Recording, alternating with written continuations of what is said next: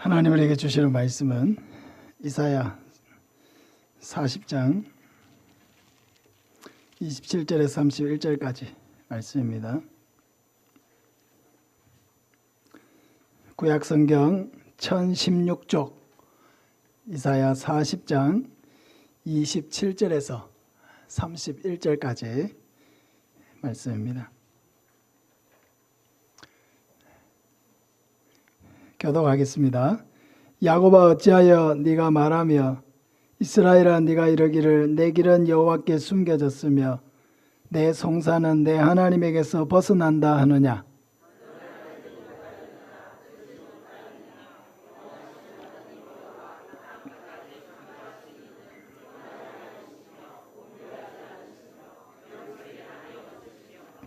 피곤한 자에게는 능력을 주시며 무능한 자에게는 힘을 더하시나니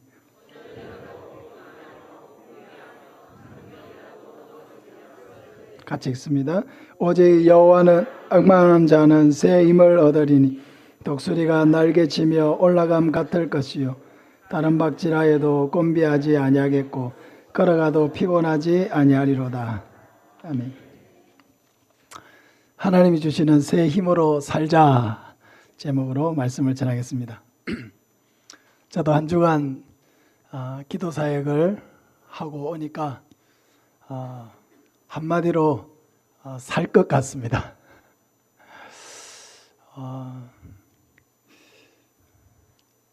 일상에서 이렇게 떨어져서 그곳에서 기도하고 성경 읽고 묵상하고 책 읽고 또 기도하고 하는 시간들을 계속 가지게 되니까 내 마음속에 하나님으로 더 충만해지고 염려하고 걱정하는 일들이 어느새 그게 무슨 큰 걱정인가 싶을 정도로 사라지는 것을 느낍니다.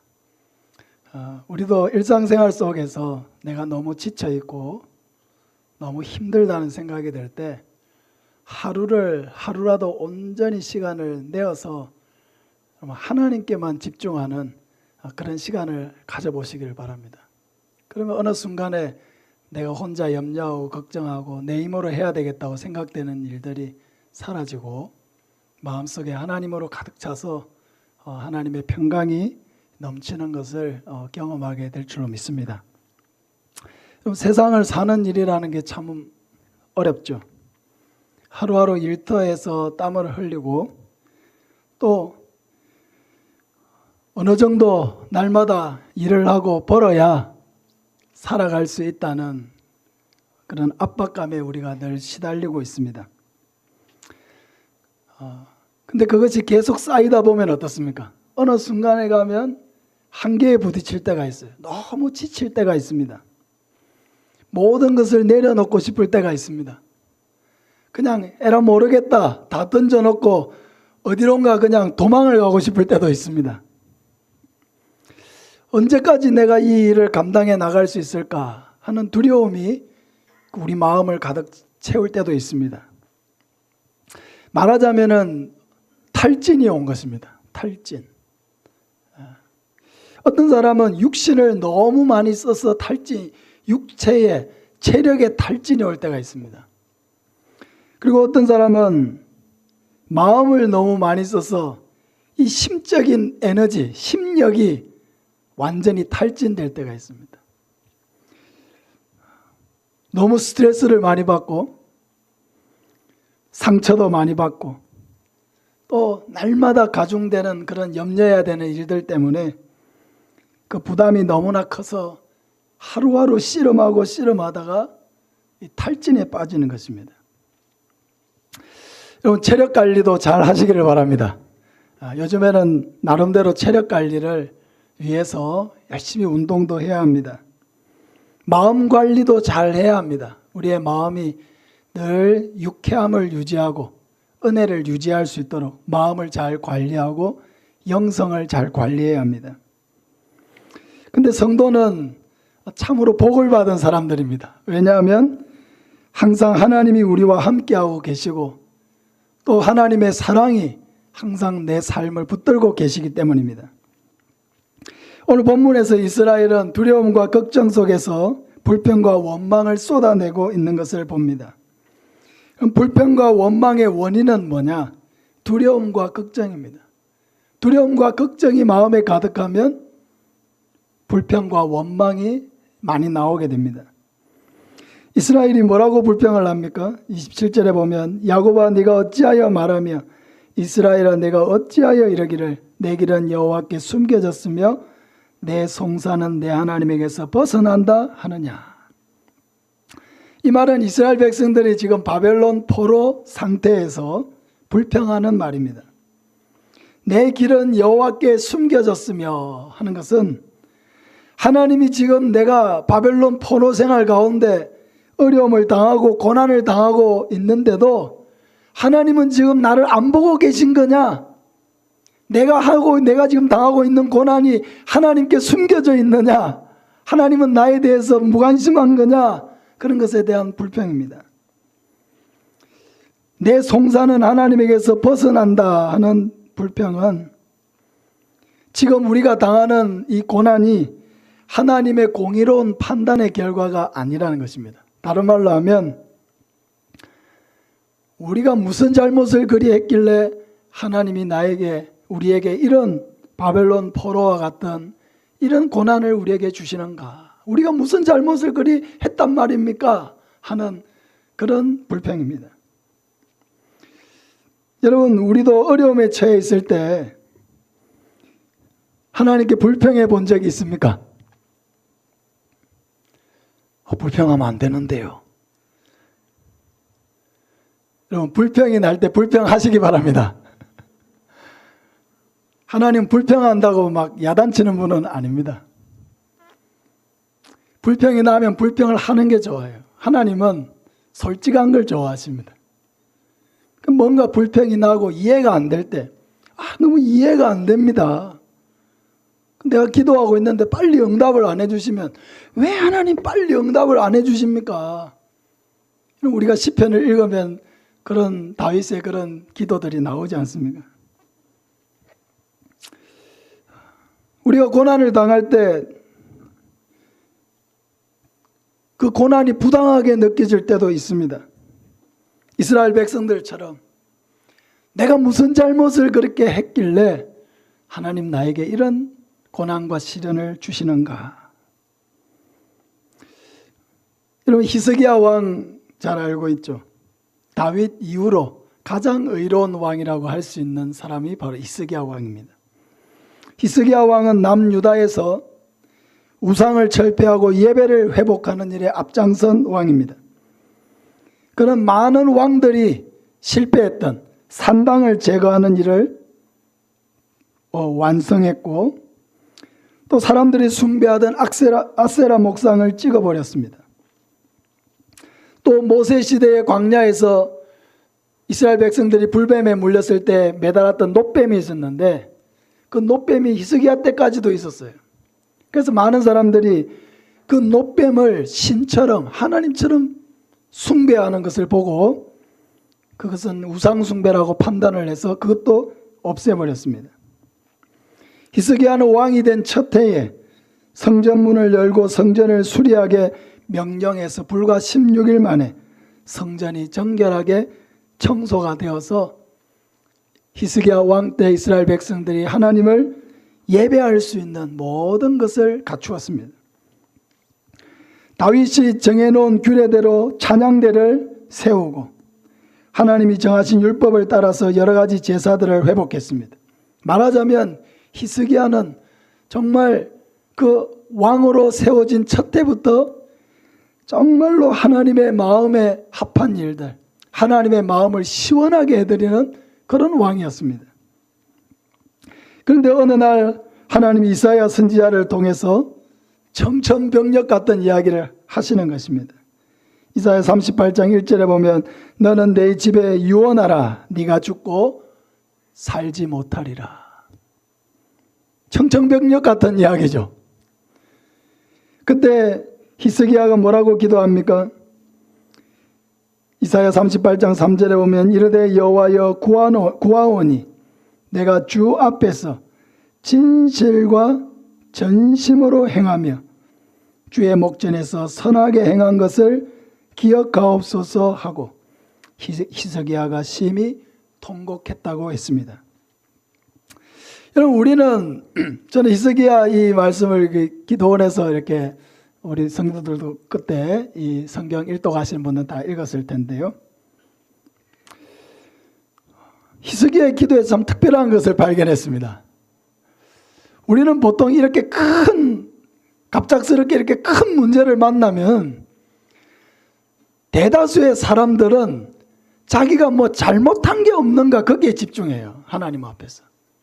큰 어려움을 만나면은 내가 하나님 앞에서 잘못한 게 없는가, 죄 지은 게 없는가, 그거 돌아보면서 대다수의 사람들은 회개하기 바쁩니다. 회개해요. 대다수는. 하나님, 그러면서 과거에 지나왔던 것, 생각나는 대로 하나님이 미워하실 것, 하나님이 싫어하신 것, 자기가 잘못한 것, 생각나는 대로 하나님 앞에 회개합니다. 누구라도 그럴 거예요. 누구라도. 근데 히스기야의 기도에는 회개가 없어요. 히스기야는 오히려 억울하다고 호소하고 있습니다. 여호와여 구하오니 내가 주 앞에서 진실과 전심으로 행하며 주의 목전에서 선하게 행한 것을 기억하옵소서.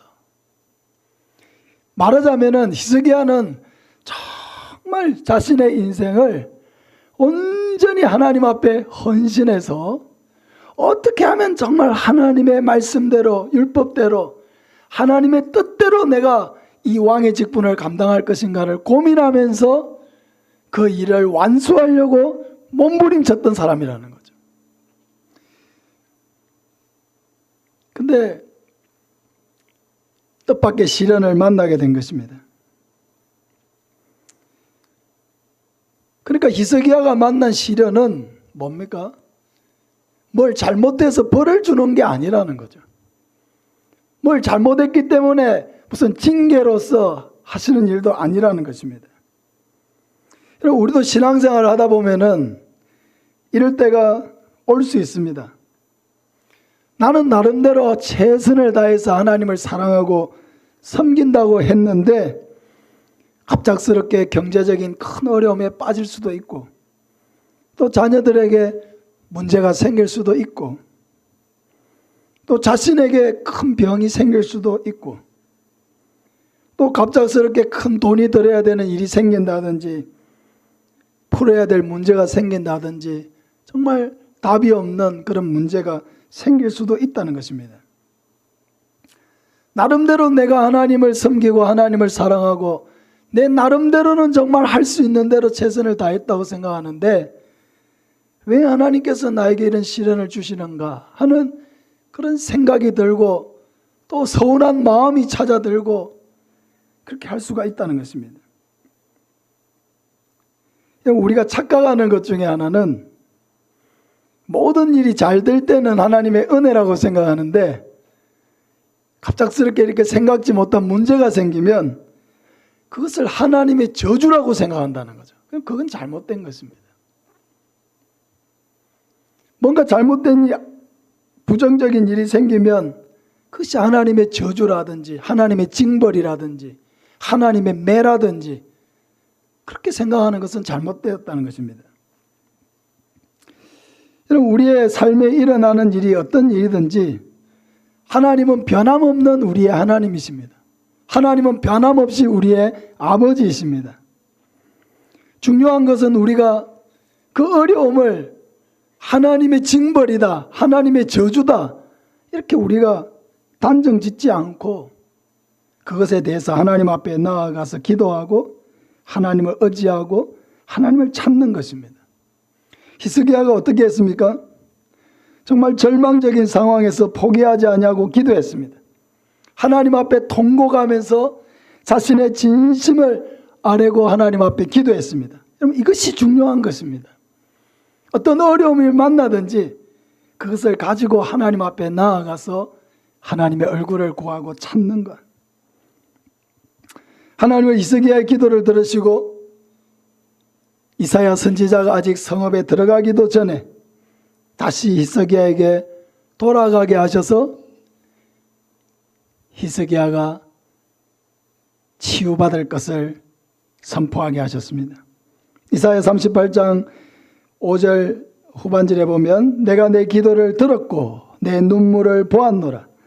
내가 내 수완에 15년을 더하고 너와 이 성을 아수르 왕의 손에서 건져내겠고 내가 또 이 성을 보호하리라. 내가 내 기도를 들었고, 우리 한번 따라합시다. 내가 내 기도를 들었고 내 눈물을 보았노라. 할렐루야. 하나님은 내 기도를 듣고 계신다는 것입니다. 절망에 빠져 절망적인 상황이라 할지라도 하나님 앞에 기도하는 것이 이렇게 중요한 것입니다. 하나님은 가끔 우리를 삶의 밑바닥까지 내려가게 하실 때가 있습니다.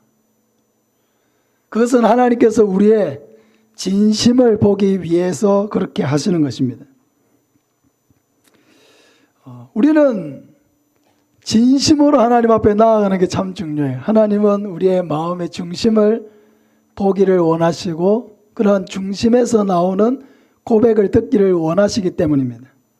근데 그런 고백이 평소에 나와야 되는데 평소에는 여러 가지 가식과 외식에 빠져서 살 때가 너무 많다는 거죠. 정말 우리의 마음속에 마음 깊은 곳으로부터 나오는 그런 진심의 고백, 진심의 간구, 하나님 그걸 원하신다는 것입니다. 하나님은 우리의 진심이 담긴 눈물에 목말라 하십니다. 내가 네 눈물을 보았다 하는 것은 내 마음의 진심을 보았다는 것입니다. 하나님은 결국 히스기야를 치유해 주셨습니다. 사랑하는 여러분, 또 우리 성도들 가운데 여러 가지 질병으로 어려움 겪고 있는 우리 성도들 있습니다. 하나님께서 고쳐주시고 다시 건강하게 살아갈 수 있는 은혜를 주시기를 축복합니다. 하나님은 두려움과 걱정으로 불평하고 있는 이스라엘 백성들에게 하나님이 어떤 분이신지를 가르쳐 주십니다. 하나님은 어떤 분이십니까? 영원하신 하나님이십니다. 온 세상의 창조주이십니다. 사람처럼 피곤해하지 않는 분입니다. 명철이 한이 없으신 분이십니다. 여러분, 이사야 40장 제가 참 좋아하는 장이기도 한데, 여러분 이사야 40장을 정말 힘들 때, 여러분 고난 가운데 있을 때, 앞이 깜깜할 때 이 이사야 40장을 여러분 읽으면서 묵상해 보시기를 바랍니다. 이 이사야 40장은 하나님이 어떤 분이신가, 다시 말하면 하나님이 얼마나 크신 분이신가를 너무 자세하게 멋지게 기록하고 있습니다. 이사야 40장 15절에 보면은 보라, 그에게는 열방이 통에 한 방울 물과 같고 저울의 작은 티끌 같으며 섬들은 떠오르는 먼지 같으리니. 17절, 그의 앞에는 모든 열방이 아무것도 아니라 그는 그들을 없는 것 같이 빈 것 같이 여기시느니라. 저는 이 말씀을 읽다가 한참 동안 이 말씀에 머물러서 묵상을 했습니다. 하나님은 과연 얼마나 크신 분이신가? 하나님은 얼마나 크신 분이시길래 온 열방, 온 세계가 통에 들어있는 한 방울 물과 같다는 겁니다. 하나님 앞에서. 하나님은 얼마나 크신 분이시길래 이 온 열방이 저울 위에 있는 작은 티끌과 같다는 것입니다. 여러분이 저울을 이렇게 우리 장에 가서 뭐 물건 살 때 저울을 달 때가 있지 않습니까? 저울을 다는데 그 위에 먼지가 앉아 있다고 해가지고 아줌마 잠깐 먼지 좀 닦고 합시다. 그렇게 하는 사람이 있습니까? 없죠. 왜? 그건 뭐 있으나 없으나 그건 뭐 될 거 아니라고 생각하기 때문에 그런 거죠. 여러분 그 말씀에서 하나님을 한번 생각해 보시길 바랍니다. 하나님은 얼마나 크신 분이신가 생각을 해보세요. 우리는 여기서 뭐 아둥바둥 부대끼면서 살아가고 있지만 하나님에게는 이 온 세계가 통에 들어있는 한 방울 물, 아무도 의미 있게 생각하지 않는 그 한 방울 물과 같고 저울 위에 있는 작은 티끌과 같다. 하나님이 얼마나 크신 분이시길래 그렇게 표현을 하고 있는가 하는 거죠. 하나님께서 이스라엘 백성들에게 왜 이 얘기를 하십니까? 너희들이 지금 바벨론 포로 잡혀가서 고생하고 어려움 겪고 아이고 이제 내 인생은 끝났구나 하면서 한탄하고 걱정하고 있는 건 내가 알고 있다.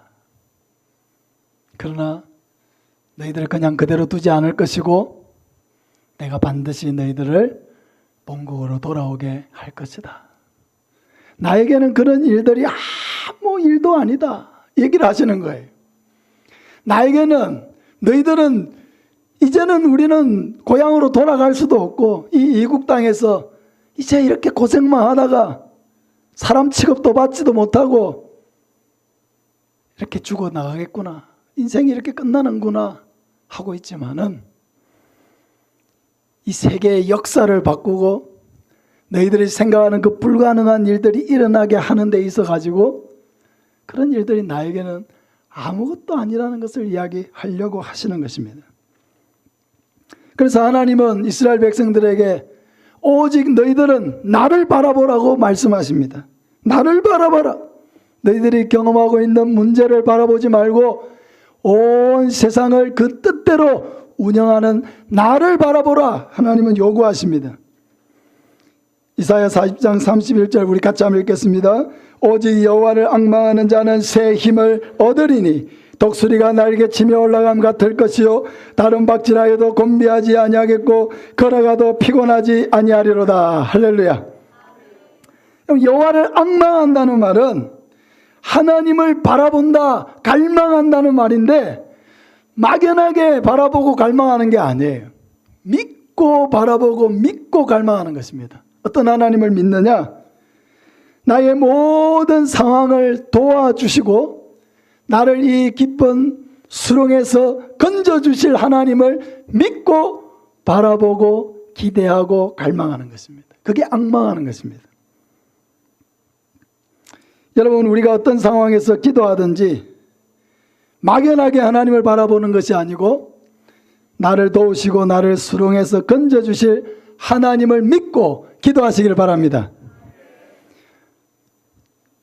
우리 교회가 청춘행복학교를 시작한 지 11달이 되었습니다. 작년 9월에 시작해서 이제 이번 8월 달까지 하면 딱 1년이 됩니다. 2023년 12월에 하나님께서 저의 꿈과 비전을 바꾸어 주셨습니다. 그때까지 저의 목표는 우리 교회의 부흥, 이것이 저의 목표였습니다. 그런데 하나님께서 2023년 12월 한 세미나를 참석했는데 그때 하나님께서 너의 꿈이 잘못되었다고 말씀하셨습니다. 예수님께서 예루살렘의 교회를 개척하시고 그 교회의 부흥을 위해서 일하신 적이 한 번도 없으시다는 거죠. 예수님은 처음부터 세계의 복음화가 예수님의 꿈이었고 비전이었습니다. 세계의 복음화. 예수님은 미국에 가보신 적도 없습니다. 한국에 와보신 적도 없습니다. 예수님은 외국에 나가보신 일이 없어요. 근데 예수님의 꿈은 뭐냐? 세계의 복음화였습니다. 처음부터 세계의 복음화. 예수님은 제자들을 세계 복음화의 비전을 이루도록 하기 위해서 제자들을 양육하셨습니다. 그래서 하나님은 너희 교회의 부흥이 너의 꿈이 될 수가 없다는 것을 말씀하셨어요. 너의 꿈은 뭐냐? 세계의 복음화다. 할렐루야. 세계의 복음화가 너의 꿈이어야 되는 거지. 그것이 예수님의 길을 따라가는 거지. 단순히 하이 교회의 부흥이 너의 꿈이 될 수가 없다는 것입니다. 저는 그 말씀에 힘입어서 저의 꿈을 바꿨습니다. 세계의 복음화. 그래, 맞아. 내가 얼만큼 예수님을 따라갈 수 있을지 모르지만 예수님이 가신 길을 가야지.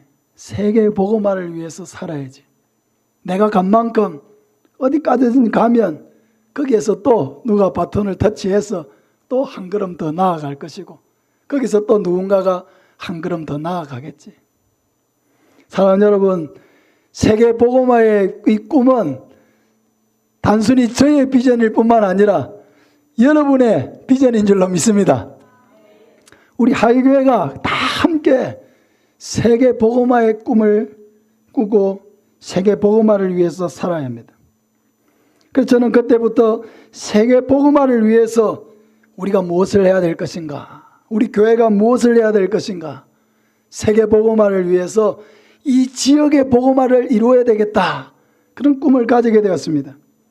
그렇게 기도를 하면서 어떻게 해야 될까를 고민하고 있는 중에 2024년 2월에 세계로 교회에서 있었던 청춘 행복학교 세미나를 알게 되었습니다. 그때 평생 처음 청춘 행복학교라는 것을 알게 되었습니다.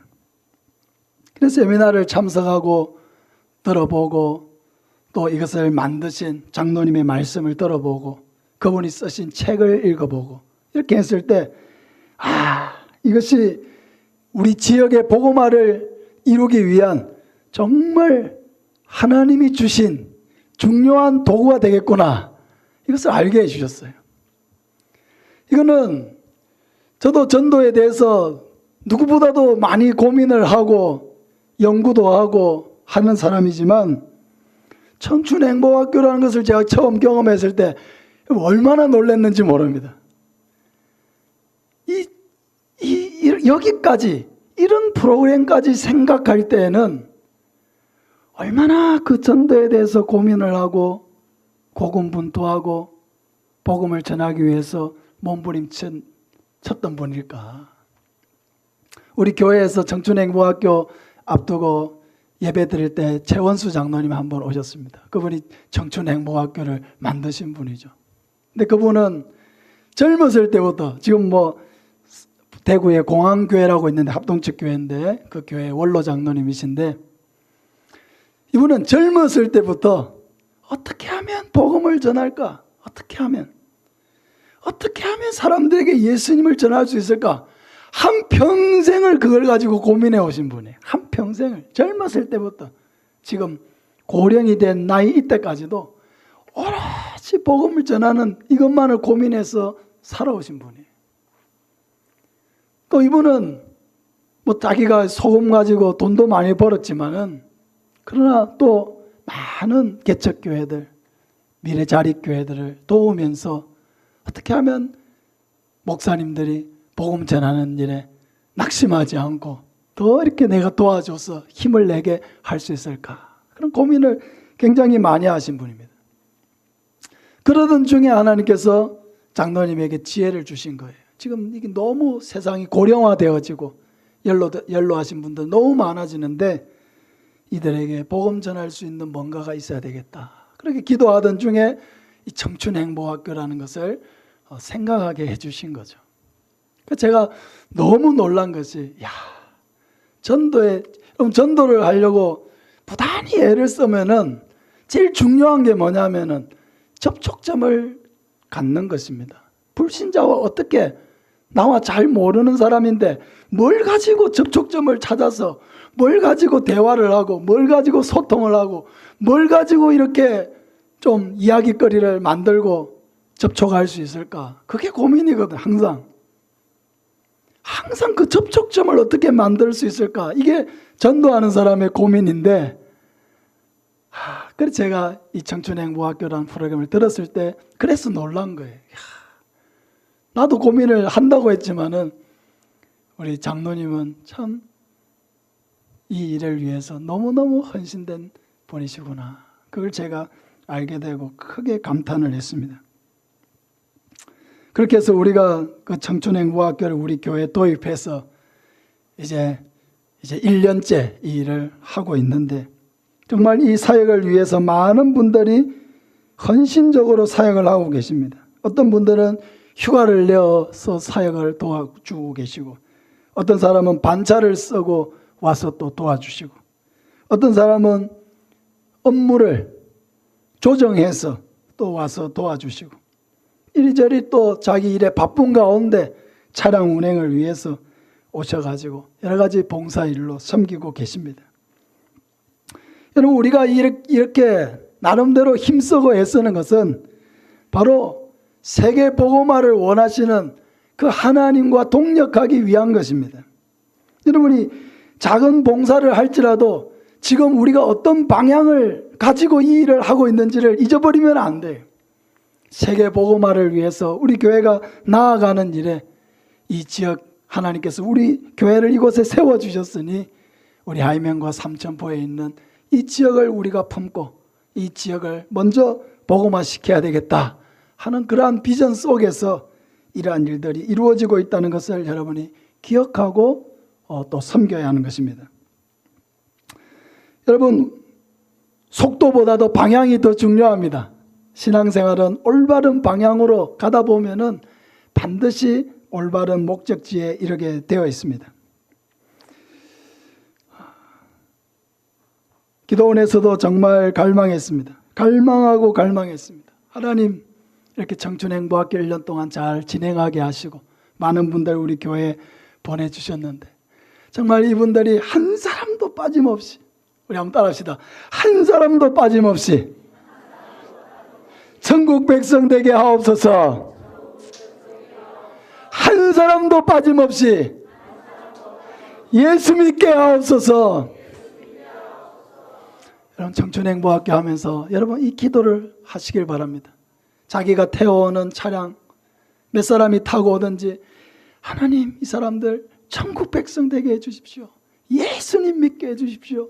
지금은 우상 숭배와 미신과 여러 가지 자기 생각으로 가득 차 있지만은 하나님께서 그들을 변화시켜 주셔서 예수님이 믿어지게 하여 주시고, 예수님이 나의 죄를 위해 십자가에 죽으시고 부활하신 구원자이심이 믿어지게 하셔서 이들도 하나님의 백성 삼아 주시옵소서. 여러분, 그분들을 모시고 섬기고 할 때 그 기도를 하면서 그렇게 섬기시길 바랍니다. 올 한 해를 시작하면서 송구영신 예배를 드릴 때 생애 최고의 해가 되게 하소서라는 말씀을 전했습니다. 여러분 기억나십니까? 안 나도 나는 척 하시기 바랍니다. 올해를 시작하면서 저의 마음속에 그런 기대가 컸습니다. 이 청춘행보학교를 통해서 많은 생명의 열매를 주실 것을 기대하고 소망하게 하셨습니다. 그래서 정말 이 올 한 해가 우리 하이교회 역사 이래 최고의 해가 되기를 갈망하는 그런 마음이 있었습니다. 아직까지는 열매가 많이 부족하지만 그러나 그들이 한 번 한 번 청춘행보학교에 올 때마다 조금씩 마음의 문이 열리고 있는 줄로 믿습니다. 그리고 이제는 때가 되어 갑니다. 올 가을이 될지 내년이 될지 확정할 수는 없지만은 그러나 분명한 것은 하나님께서 그 영혼들을 변화시켜 주시고 하나님 백성 되게 하실 것을 믿습니다. 여러분, 이런 기대와 소망을 간절하게 품고 여호와를 앙망하시길 바랍니다. 그렇게 역사하실 하나님을 믿고 갈망하고 기도하시길 바랍니다. 우리가 하나님을 믿고 바라볼 때 하나님은 누구든지 새 힘을 주신다고 했습니다. 오직 여호와를 앙망하는 자는 새 힘을 얻으리니 독수리가 날개치며 올라감 같을 것이요 다른 막질하여도 곤비하지 아니하겠고 걸어가도 피곤하지 아니하리로다. 여러분, 새 힘을 얻으리니 이 말은 원어로 보면 무슨 뜻이냐면 바꾸어 갈아입다, 새롭게 하다, 이런 뜻이에요. 새 힘을 얻는다는 것은 우리의 지친 마음과 지친 몸이 하나님이 공급하시는 새로운 힘으로 갈아입는다는 것입니다. 여러분, 우리가 걱정이 앞서는 것은 내가 다 해야 된다고 생각하기 때문이죠. 내가 어떻게 풀어야 될까? 내가 어떻게 해결해야 될까? 내가 어떻게 감당할 수 있을까? 내가 중심이 되니까 어떻습니까? 마음이 지치고 힘이 드는 거예요. 내가 아니라 주체를 하나님으로 바꾸시기를 바랍니다. 하나님을 바라보라는 거예요. 내가 할 수 없기 때문에 오직 여호와를 앙망하라는 것입니다. 여호와를 앙망하는 자에게, 믿고 구하고 바라보는 자에게 뭘 주신다고요? 새 힘을 주신다는 겁니다. 새 힘. 하나님으로 우리의 마음을 바꾸어 주신다는 것입니다. 하나님이 하실 것이라고 하는 믿음으로 바꾸어 주신다는 것입니다. 내가 문제를 푸는 것이 아니고 하나님이 하실 것에 맡기고 나아갈 수 있는 은혜를 주신다는 것입니다. 그게 우리가 문제를 푸는 방식인 거예요. 내가 어떻게 해야 될까? 내가 여러분 주체가 되면 풀 수가 없어요. 내가가 아니라 하나님인 거예요. 그래서 하나님을 바라보라는 것입니다. 앙망하라는 것입니다. 믿고 구하라는 것입니다. 그러면 내가 문제를 풀 거라는 거예요. 내가 해결할 거라는 거예요.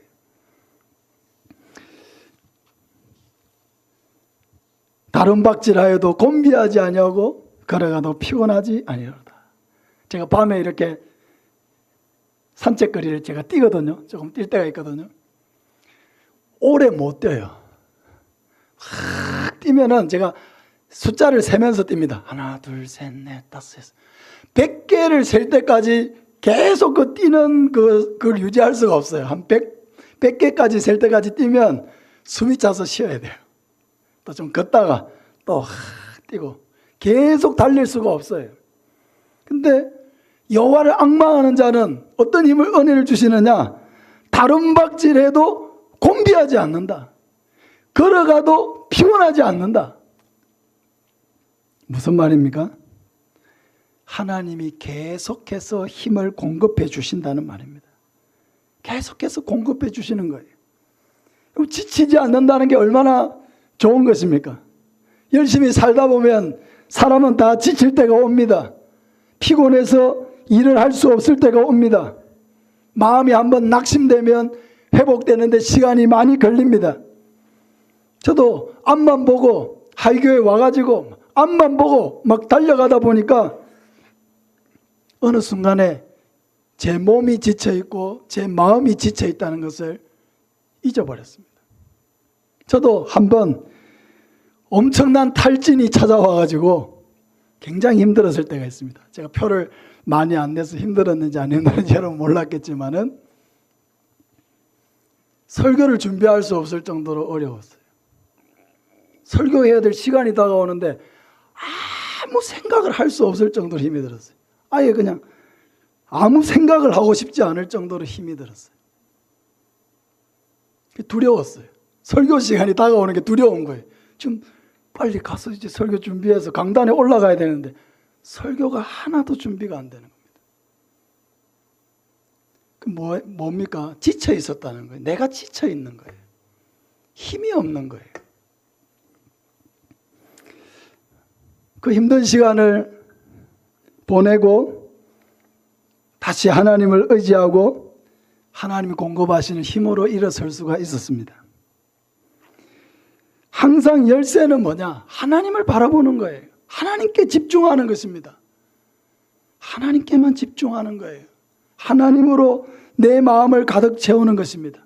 하나님이 내 마음에 가득 차 있을 때는 걱정이 없고 염려가 없고 두려움이 없어요. 그런데 하나님이 내 마음에 없고 그냥 내가 걱정과 염려와 근심으로 가득 차 있으면 두렵고 힘이 들고 답답해집니다. 열쇠는 뭐냐? 하나님이에요. 하나님을 바라보는 거예요. 하나님께만 집중하는 거예요. 하나님으로 내 마음을 가득 채우는 거예요. 하나님이 내 마음에 가득할 때 모든 것을 담대하게 이기고 나갈 수 있는 힘과 용기와 담대함, 그게 바로 하나님이 주시는 새 힘인 거예요. 하나님 여호와를 앙망하는 자에게 주신다고 약속하신 새 힘, 그 새 힘을 공급을 받아야 우리는 지치지 않고 삶을 살아갈 수가 있고 문제를 해결할 수가 있고 나보다 큰 문제를 만나도 담대하게 맞설 수가 있게 되는 것입니다. 사랑하는 여러분, 걱정이 앞을 가릴 때에 이 이사야 40장 말씀을 펴서 1절부터 마지막 절까지 이사야 40장 말씀을 읽고 또 읽고 묵상하면서, 야, 하나님은 얼마나 크신 분이신가. 내가 이런 하나님을 믿고 이런 하나님을 의지하고 이런 하나님이 나의 아버지가 되시는데 왜 나는 이렇게 염려와 걱정이 많은가. 나의 모든 염려와 걱정을 주님 앞에 맡겨드립니다. 하나님께 맡겨야 돼요. 그게 우리가 세상을 살 수 있는 힘이고 지혜인 것입니다. 하나님은 히스기야의 생명을 15년을 연장하셨습니다. 방금 조금 전에 이사야 선지자를 통해서 유언해라, 집을 정리해라, 죽을 것이다 말씀하신 하나님이 시간이 얼마나 지났을까요? 이사야가 성읍에 들어가기도 전에 다시 돌아가라고 했으니까 그 시간이 불과 1시간도 채 안 걸렸을 수도 있습니다. 그런데 하나님이 당장에 생명을 15년을 연장시키겠다 하셨습니다. 그러니까 뭡니까? 하나님께는 생명을 지금 거두어 가는지 15년을 연장시키든지 당장 죽을 사람도 15년의 생명을 연장시키는 것이 하나님께는 아무런 문제가 아니라는 것입니다. 아무런 하나님께는 어려움이 아니라는 것입니다. 당장 죽는다고 했다가 당장 15년을 연장시키겠다고 말씀하십니다. 사랑하는 여러분, 하나님을 바라보시길 바랍니다. 이것이 우리가 승리할 수 있는 유일한 방법입니다. 하나님께 집중하시길 바랍니다. 하나님으로 내 마음을 가득 채우시길 바랍니다. 그건 다른 방법이 없어요. 말씀으로 채워야 돼요. 말씀을 채워야 돼요. 말씀을 붙들어야 돼요. 길이 보이지 않고 어렵고 힘이 들 때 말씀을 붙드세요. 이 말씀을 붙드세요. 오직 여호와를 앙망하는 자는 새 힘을 얻으리니 이 말씀을 붙드세요. 시편 23편 여호와는 나의 목자시니 내가 부족함이 없으리로다. 내가 사망의 엄침한 골짜기로 다닐지라도 해를 두려워하지 않을 것은 주께서 나와 함께 하심이라. 주의 지팡이와 막대기와 나를 안위하시나이다. 말씀을 붙드세요. 말씀을 묵상하고 말씀을 새기고 말씀을 통해서 하나님의 크심을 바라보시길 바랍니다. 그것이 승리의 비결입니다. 우리 하나님은 언제든지 우리를 도우실 준비가 되어 있고 우리의 기도를 들으시는 하나님이십니다. 이 하나님을 의지하고 날마다 하나님이 공급하시는 새 힘으로 담대하게 살아가는 저와 여러분 되시기를 예수님의 이름으로 축복합니다. 아멘. 우리 354장